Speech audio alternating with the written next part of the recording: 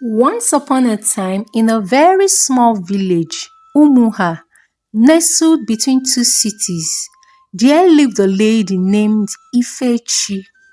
Ifechi was in her late 40s and was unmarried. Though she was beautiful for her age, she was very unlucky with finding love that would transcend into marriage.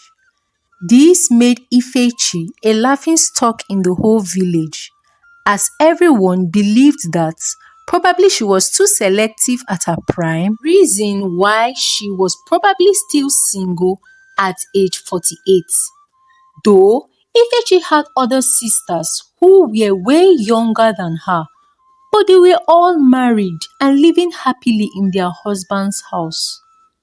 When Ifechi was younger, she was very beautiful, but she found it difficult to get one man who really wanted to settle down with her. Ifechi, though, was not perturbed because she believed that one day the right person for her would come. However, the constant ridicule from people around her made Ifechi to pray the more to God to give her a life partner. Oh God, bless me with my own husband that will love me genuinely because I know you answers prayer. Ifechi would pray fervently. However, Ifechi soon met Ugonna. Ugonna was not a young man, nor was he of Ifechi's age. Ugonna was a widower who had lost his wife 2 years ago. Ugonna started showing interest in Ifechi. Ifechi, on the other hand, really liked Ugonna because Ugonna was kind-hearted and caring. And to top it all up, Ugonna understood Ifechi so well. Though Ifechi was considering going out with Ugonna, but she was scared of what people would say about her.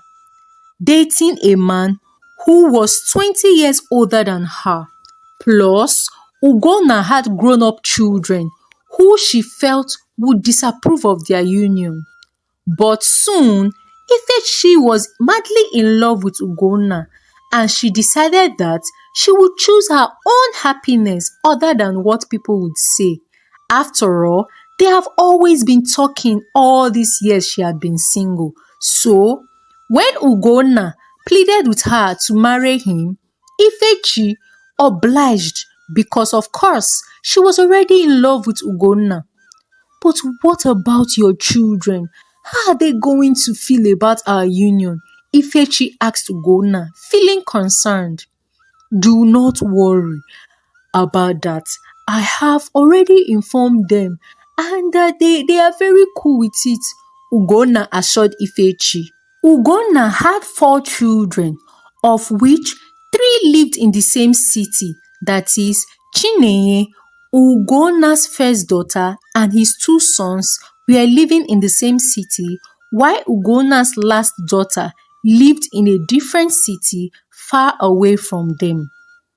Ugonna then married Ifechi traditionally, and then Ifechi moved to Ugonna's house to stay with him as his wife. Ugonna was really fond of Ifechi and he wished he had met Ifechi earlier in his life. He would have married Ifechi, not his late wife, who was very troublesome. Ifechi was the exact opposite of Ugonna's late wife. Ifechi was calm, caring, understanding and patient, and very compassionate. Ifechi was glad that she found a good man at her age to marry who cherished and loved her. They were both happy and deeply in love. They would gist and laugh, cook together in the kitchen, and then sit outside at dusk to receive fresh air while gisting, giggling like teenage lovers. However, one day, one of Ugonna's child, the first daughter, Chinenye, decided to visit the village unannounced, and then she got the shocker of her life when she discovered that her father had married another woman. So, father, my mom just died 2 years ago and you did not even take out time to mourn her properly and you have already replaced her? Chinenye said bitterly. See, father, I don't know who that woman is, but all I can say is that you should send her packing before I would inform my siblings that you have replaced our mother, Chinenye said, boiling in anger. See, that woman you are seeing there is my wife. I married her because I love her and I don't care what you think because I am old enough to know what is good for me, Ugonna said to Chinenye, his daughter. Really, father, that is what you are saying. That woman right there is a gold digger. All she wants from you is your money and nothing more. So, father, I would advise you to let her go, Chinenye said convincingly. And then Chinenye went straight to where Ifechi was sitting. Pointing at Ifechi, Chinenye said, see, I know what you are trying to do, but let me tell you, your plans have failed because it won't work. I would advise you to pack your things and leave our father alone. Chinenye threatened Ifechi. No, no, no, it is not what you think. I truly love your father, Ifechi said, trying to appeal to Chinenye with tears in her eyes. Love my foot, Chinenye hissed as she left her presence. Ifechi approached Ugonna, crying. I thought you told me that your children were aware of our union. Ifechi asked, crying. I am sorry. I did not tell them because I know they would resist and I did not want to lose you, Ugonna said soberly. Now see the mess you have put me. Your daughter hates me so much and she wants me out of your life so badly. I am tired. I do not like problems. And you know it, Ifechi said. Ifechi was always inside the room because she was too afraid of confronting Chinenye, Ugonna's daughter. So she would mostly stay indoors, hoping that soon Chinenye would leave the village. But no, Chinenye informed her brothers in the city about the strange woman in their father's life. So they were so furious that they drove down to the village the next day. Chinenye had gone out that day, so Ifechi was a bit relieved as she sat with her husband Ugonna, discussing and laughing, when all of a sudden a car drove into the compound. Chinenye was in company of two other men who she later understood to be Ugonna's sons. They had a whip on their hand, and the moment Ifechi sighted them, she knew that they came for her and that she was in big trouble. So she immediately stood up and started running as fast as her leg could carry her. Ugonna ran after his children, telling them to stop embarrassing his wife. You better stop this nonsense, Ugonna said, running after his children. Ifechi ran outside the compound to the streets. Everyone started laughing the moment they saw Ugonna's children chasing after Ifechi. Chinenye and his two siblings, Ugonna's two sons, chased after Ifechi until she was no longer in sight, and then they went back home. Ifechi ran to her brother's house, panting. Ifechi, what is the problem? Why are you running? Who is chasing you? Ifechi's brother asked curiously. It is Ugonna's children. Oh, they came from the city and they want me out of their father's life, Ifechi said, panting. Really? So where are they? And who gave them the right to chase after you? Are they insane? Ifechi's brother said angrily. I would go after them at once, he added. No, please, don't do that. It is not their fault. Please, just leave them alone. Please, Ifechi begged. I do not like this. If that is what they want, then leave their father alone, Ifechi's brother said. No, I can't. I can't live my Ugonna. I love him and I know he loves me too, Ifechi said in tears. Ugonna had been looking for Ifechi all over the village, wondering where she had run to. until he decided to check Ifechi's brother's house and found Ifechi there. On seeing Ifechi, he said, "I am sorry about what happened today. Ifechi, please, I am truly sorry. I cursed it. I know I did not inform my children about you, but that does not give them the right to threaten you the way they did. Do not worry, it will never repeat itself again. Please, Ifechi, my love, forgive me and come back home." Ugonna begged Ifechi. "No, I can't. Or do you want your children to kill me?" Ifechi said. "Don't worry, nothing of such will happen to you. Besides, they have already gone back to the city, so you have nothing whatsoever to worry about." Ugonna said, "I am going to make sure you are safe." Ifechi did not give a second thought as she immediately followed Ugonna, to the astonishment of Ifechi's brother, who had been watching the whole scenario. "Ah, this my sister is finished with love," he said loudly. Truth to it, when Ifechi got home, Ugonna's children were nowhere to be found, but she was more cautious than she used to be. Peradventure, Ugonna's children may return back after a week. They did not return, so she became more relaxed, and things went back the way it used to be. Ugonna and Ifechi became happy again as they would take evening stroll round the village and discuss about a whole lot of things. The villagers wondered what was wrong with the two of them, because their public display of affection, they felt Ugonna and Ifechi were too old to be in love. People even gossiped them. "I am sure that old cargo Ifechi used charm on Ugonna, because I don't even know what is going on," one lady said. "That is true, because when Ugonna's late wife was alive, he did not even love her like the way he loves Ifechi, who does not even have children for him. We know she's not even going to give birth to children for him because she is already old," another lady added. Ifechi was not ignorant about people's opinion on her and Ugonna, but she knew that her happiness matters, and what she and Ugonna shared was true, so she did not brood over the negative words of people. One day, Ifechi had prepared food for her husband Ugonna to eat for breakfast, but Ugonna was unable to eat as he had lost appetite for food. "Ugonna, please eat now," Ifechi begged. "My love, I don't feel like eating.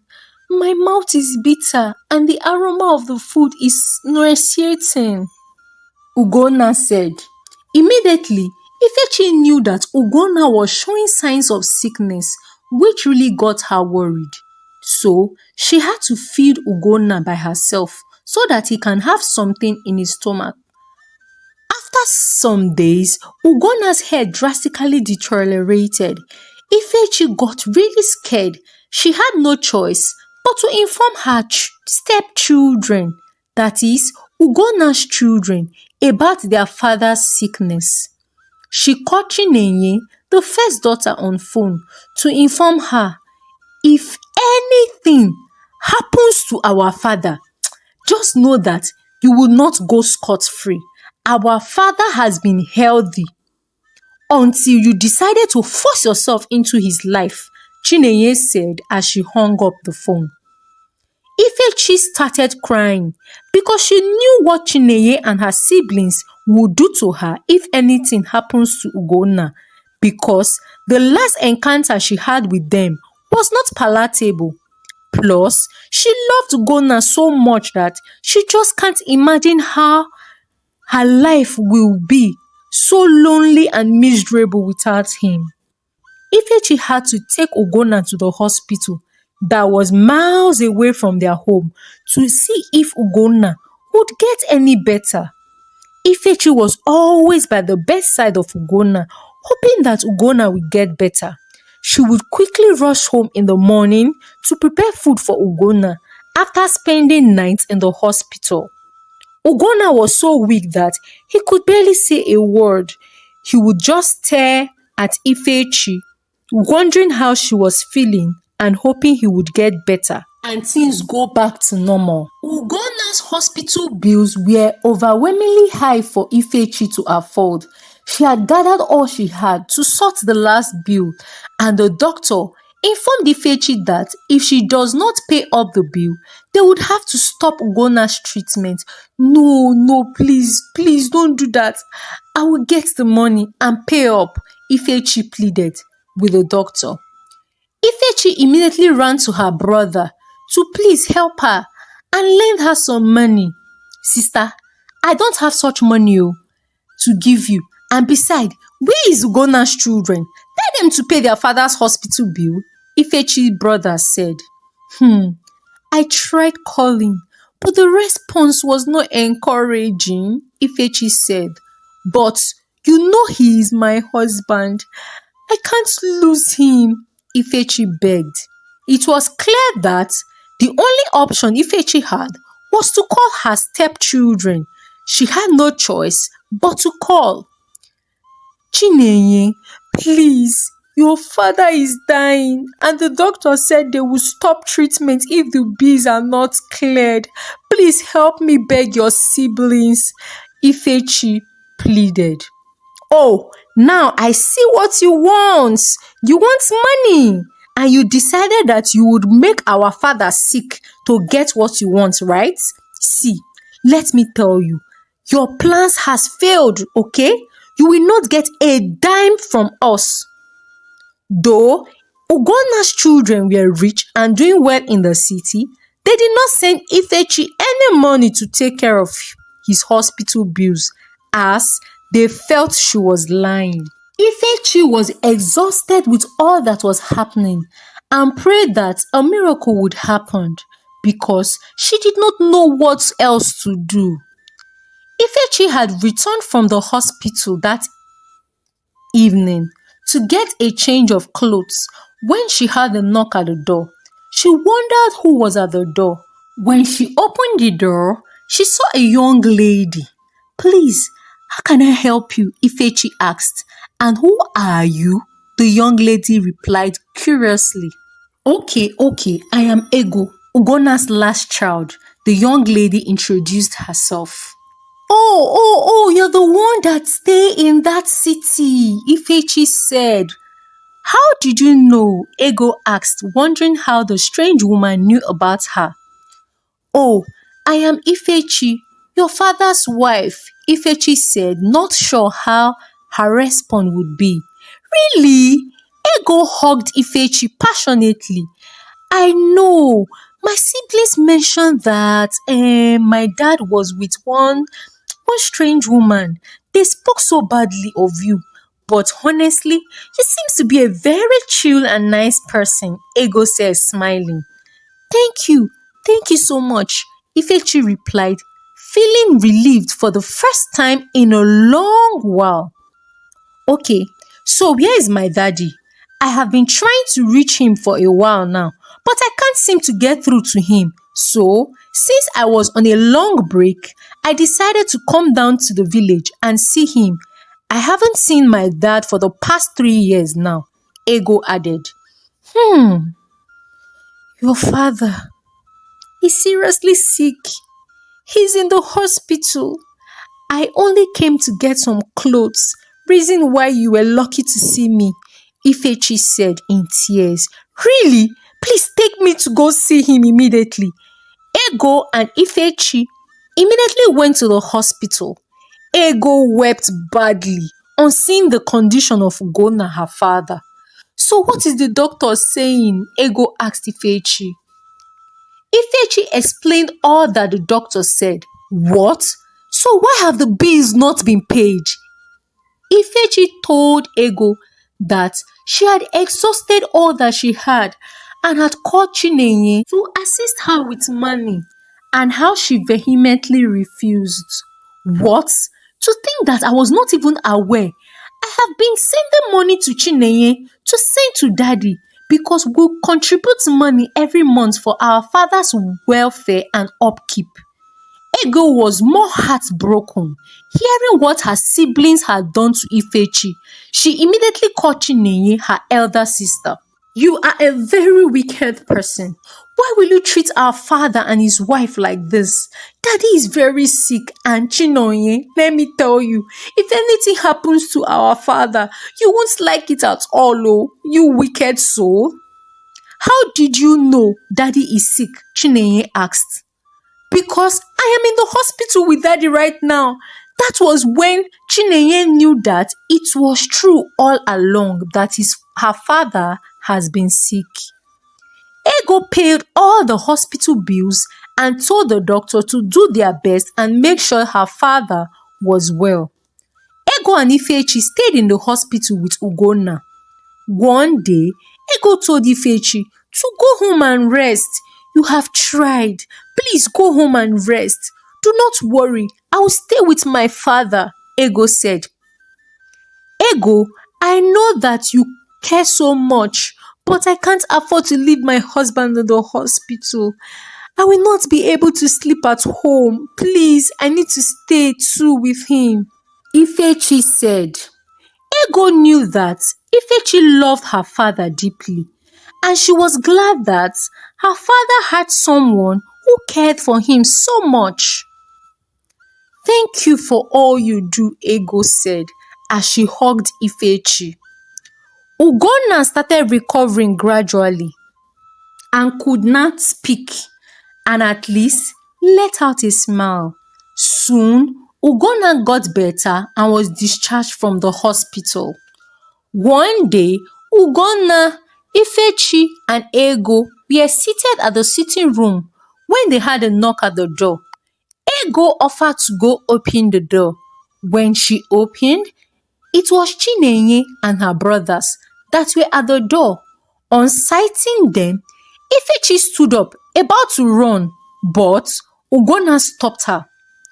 The three of you, go back to where you are coming from. I don't want to see you. In fact, I have disowned the three of you. The only child I have is Ego, Ugonna said.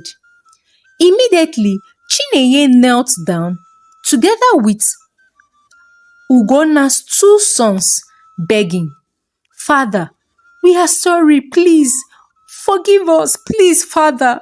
They begged and begged, but Ugonna paid a deaf ear. Ifechi, Ugonna's wife, started pleading on their behalf. My love, please forgive them. Please, for my sake, Ugonna begged. The words from Ifechi melted the heart of Ugonna as he had to listen to his wife. I have forgiven you guys, Ugonna said. Thank you, Father, they chorused. Immediately, they started pleading with Ifechi to also forgive them for all their wrongdoings.